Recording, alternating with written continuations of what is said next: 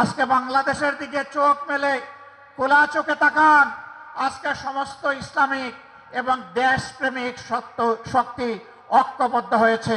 ইস্পাত কোটির ঐক্য ইতিমধ্যেই গড়ে তোলা হয়েছে। এই ঐক্য ইনশাআল্লাহ আগামী দিনে দেশের ভাগ্য নির্ধারণ করবে। আজকে রাস্তাঘাটে, হাটে, বাজারে, নগরে, বন্দরে সকল জায়গায় মুক্তি পাগল মানুষ তারা জানিয়ে দিচ্ছে আগামীতে তারা কোথায় ভোট দেবে। তারা এখন আর কারো রক্তচক্ষুকে পরোয়া করছে না। কেউ কেউ আমাদেরকে অন্যদের রক্তচক্ষুর ভয় দেখান, অমুক শক্তি, তমুক শক্তি, অমুক দেশ, তমুক দেশ। তাদেরকে পরিষ্কার বলি, ইসলামী এবং দেশপ্রেমিক নেতাকর্মীরা হাসি হাসি যেখানে ফাঁসি বরণ করতে পারে, মেহরবানি করে তাদেরকে কোনো কিছুর ভয় দেখাবেন না।